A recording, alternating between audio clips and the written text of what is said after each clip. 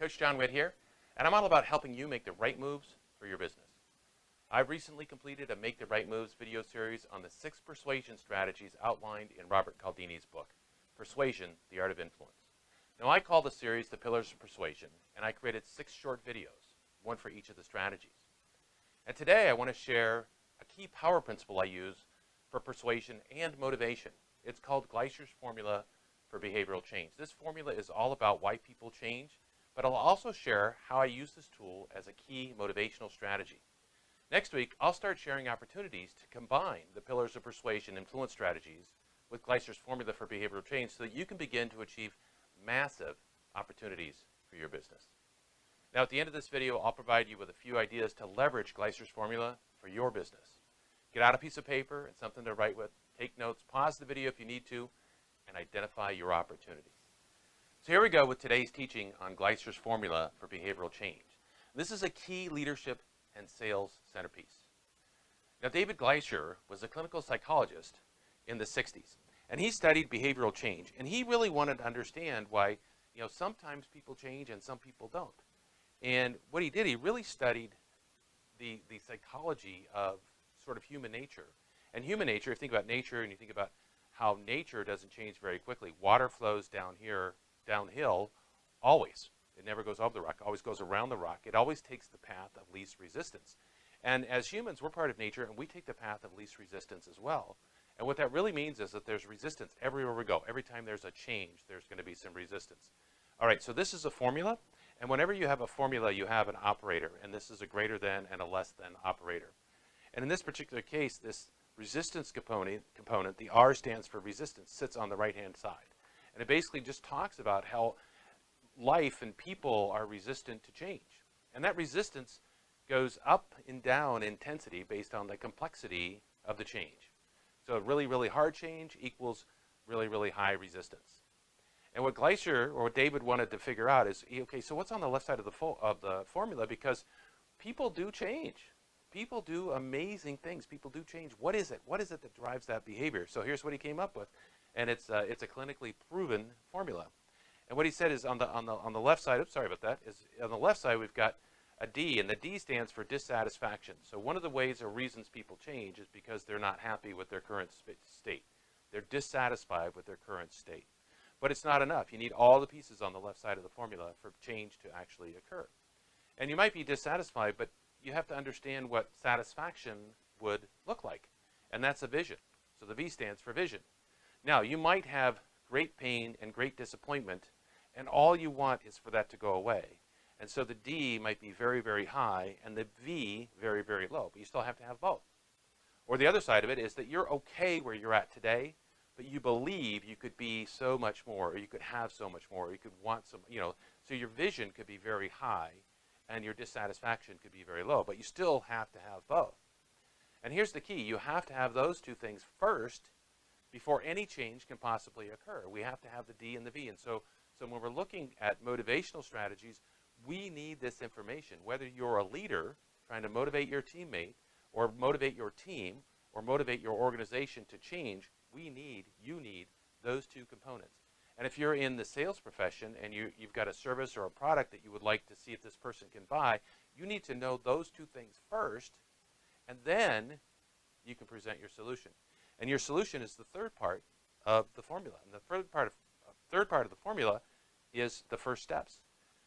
You need to know how to begin to move from your dissatisfied state or your current state or position A to your satisfied or your vision state or position B. You need to know how to do that. You don't necessarily need to know every single step of the way, but you need to know the first couple steps. If you know the first couple steps, you can figure out what the next step is as you go along. So if you provide the plan, and this is the key, if you're the leader, if you're the person that's doing the motivating, if you're the salesperson, you provide the plan, the first steps for moving your employee, your organization, your prospect from a state of dissatisfaction to their vision, whatever that happens to be. But you have to understand what those two things are first and foremost. And so the FS stands for first steps. And when we do that, we overcome resistance. When we have this whole left side of the formula filled out, we overcome resistance. Now notice that these are all multipliers. So if any one of those items is a 0, the whole left side of the formula blows up and we can't overcome resistance. And remember, the D and the V have to be really, really high, really, really valuable to overcome any type of complex resistance intensity.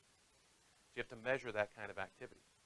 But at the end of the end, if you provide the first steps for your employee, your organization, or your prospect to accomplish their vision, to move from their D to the V, then what happens is that you're not selling anything, they're buying.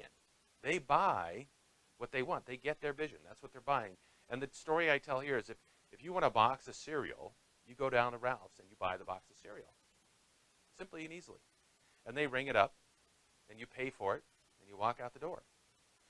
And you could ask yourself, did they sell it to you? Well, they didn't sell it to you in the sense that they didn't twist your arm, and they didn't say you have to have it, or you really need it, or something bad is going to happen if you don't do it.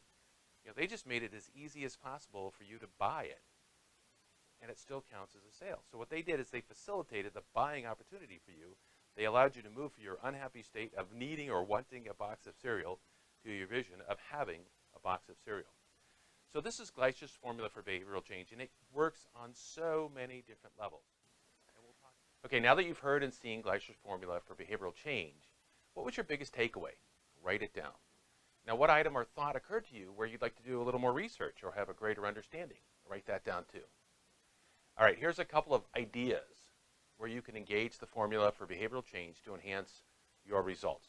Number one, with respect to self-motivation, create a dream board. This is what your life will look like. Maybe it's a house, a car, vacation destinations, a boat, whatever it is that you're looking to have. This is essentially what your life will look like when you move to your vision state. And you keep it in front of you as often as possible. And when adversity strikes, or you have to perform some task you dislike, or you're not very efficient or effective, look at your dream board immediately and remember what you're working for. And the second thing is kind of a part A, remember the first steps. So maybe your first step is to ask for or acquire some advice. This is particularly helpful if at first you don't succeed. I run into clients all the time that say they can't find and hire employees. Well, right next door, there's a business owner that's leveraging employees successfully every day. So perhaps you're not doing it right and you need some advice. Don't give up on your dream board. Number two, with respect to relationships, build rapport effectively. Remember that the entire relationship model is built on the know, like, and trust formula. You'll need to have a good rapport with anyone before they'll feel comfortable answering questions about their likes and dislikes and their vision. Make sure that you have a rapport building model in place. And so number three, ask great questions. Develop several great questions that will allow your partner, your conversational partner, to share their needs and wants and their likes and dislikes. Great questions are the ones that provide effective answers for defining whether or not your solution is ideally suited to your conversation partner. If you're in sales, this means that your product or service hits the nail on the head. If you're in a leadership role looking for your employee or organization to adopt a new idea, this means that your new idea is in harmony with your conversation partner's wants and needs. Now, the other thing is, number four, it talks about asking questions effectively. Understand that how you pose a question can be just as important as the question itself. When you're looking to get the great motivational answers, you have to consider that. Make sure you're using the words, tone, and body language that effectively matches the communication style of your conversation partner.